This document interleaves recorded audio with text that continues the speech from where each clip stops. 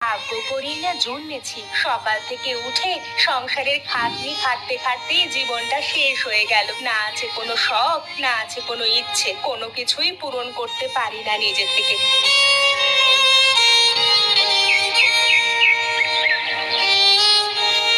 কি হলো গিন্নি? সকাল সকাল কি এত নিজের মনে বকছো? কি আর বলবো, নিজের ভাগ্য নিয়ে পরিহাস করছি, ভাবছি জীবনে কি পেলাম। ওরকম করে বলো না গিন্নি, তোমার কি ইচ্ছে আমাকে বলো, আমি সেই ইচ্ছে পূরণ করব। না গো, সবসময় তোমাকে বলে তোমার মাথার উপর চাপ সৃষ্টি করাটা ঠিক না। আমি ভাবি আমরা মেয়েরা সারা জীবন সংসারই টেনে গেলাম, নিজের ইচ্ছেটা তো নিজে কোনোদিনও পূরণ করতে পারলাম না। নিজেদের ওরকম মনে করো না গিন্নি, মনে রাখবে আমরা না হয় বাইরে খাটাখাটনি করে রোজগার করি, কিন্তু একটা সংসার গোছানোর দায়িত্ব সব সময় তোমাদের উপরেই থাকে, যা তোমরা খুব ভালোভাবে করো। সত্যি কথা বলতে আমাদেরও কিছু করতে ইচ্ছে করে, মনে হয় কিছু কাজ করে যদি কিছু রোজগার করতাম তাহলে কত ভালোই না হতো। এই কথাটা মন্দ বলনি গিন্নি, সত্যি তো ঘরের চার দেওয়ালের মধ্যে বন্দি থাকতে সব সময় তো কারোর ভালো লাগে না। তুমি যদি সত্যি কিছু করতে চাও তাহলে ভেবে বলো কি করবে। তুমি আমার পাশে থাকবে তো? আলবাদ থাকবো। তুমি একটা সিদ্ধান্ত নেবে আর আমি তোমার পাশে থাকবো না, সেটা কখনো হয়? ঠিক আছে গো, আমি একটু ভাবি, তারপর তোমাকে জানাবো, কেমন? বেশ, তুমি ভেবে চিনতে আমাকে তোমার সিদ্ধান্ত জানিও। আমি এখন চলি গিন্নি, না হলে জমির কাজ শেষ করতে দেরি হয়ে যাবে। আচ্ছা, এসো।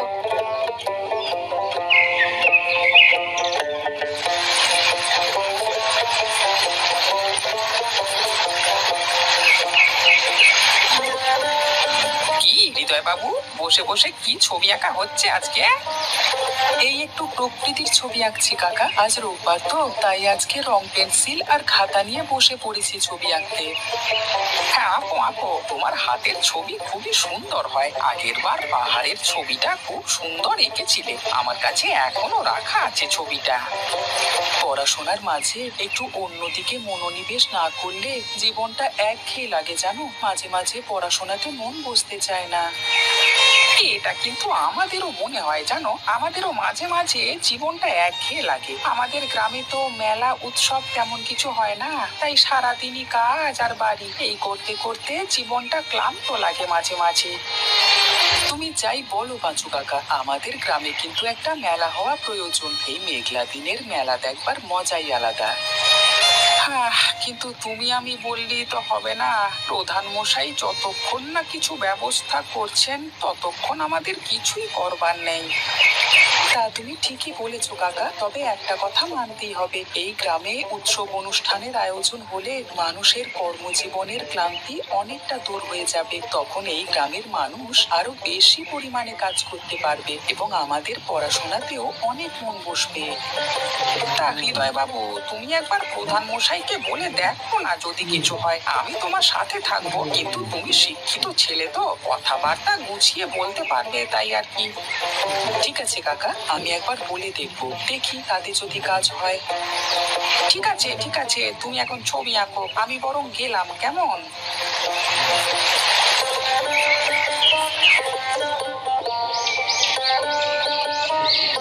বুঝলে ভাই, আজকে সকালবেলায় গিন্নি আমাকে এ কথা বলছিল। আমার গিন্নি আমাকে বলে না বটে, তবে তার মুখ দেখলে মনে হয় সেও জীবনে অন্য কিছু একটা করতে চায়।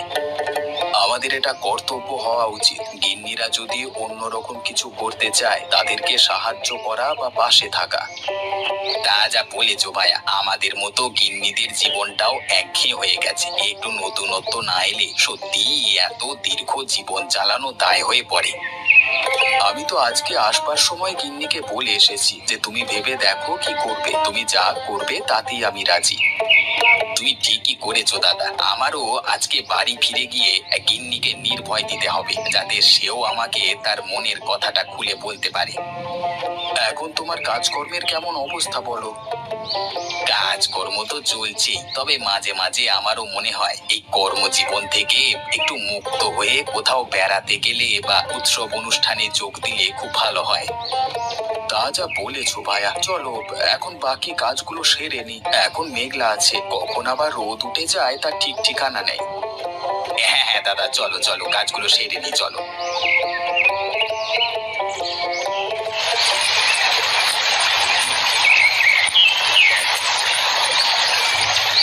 আমি আমার কর্তাকে আজকে আমার মনের কথাটা জানিয়েছি, বলেছি সংসারের কাজকর্মের পাশাপাশি আমি নিজে কিছু করতে চাই। তাই নাকি? তা তোমার কর্তাটা কি বললো? বললো তুমি যা করবে তাতেই আমি তোমার পাশে আছি। আমাকে বললো আমি কি করব শুধু খুঁজে বার করতে। হ্যাঁ গো ভাই, আমারও তো মাঝে মাঝে মনে হয় সংসারের ঘেরাটোপের মধ্যে থাকতে একঘেয়েমি লেগে যাচ্ছে, কিন্তু ওকে আমি সাহস করে কিছু বলতে পারি না। আরে এইভাবে ভয়ে মুখ বুজে থাকলে হবে না। তুমিও তোমার কর্তাকে তোমার মনের ইচ্ছেটা বলো, আমার বিশ্বাস সেও তোমাকে নিশ্চয়ই সহায়তা করবে। কিন্তু সত্যি বলতে কি, আমি একা কি করব সেটাই ভেবে পাই না। বেশ, তুমি যদি চাও তাহলে আমরা দুজনে মিলেই সম্মিলিতভাবে একটা কাজ শুরু করতে পারি। সেটা করা যেতে পারে, কিন্তু কি কাজ করবে? আমি অনেক ভেবে দেখেছি, ভাবছি একটা ডালের বড়ার দোকান খুললে কেমন হবে। ডালের বড়া? সে তো দারুণ হবে। আমাদের এলাকায় তো ডালের বড়ার কোনো দোকান নেই। আমি আজকে ওকে বলে দেখি ও কি বলে। তুমিও তোমার কর্তাটিকে আজকে বলো, কেমন? তাহলে আমরা দুজনে মিলেই কাজটা শুরু করব। ঠিক আছে, তাই বলবো, তারপর তোমাকে আমি জানাবো। বেশ, তাই হবে। চলো আজকে তবে যাওয়া যাক, ওরা বাড়ি চলে আসতে পারে।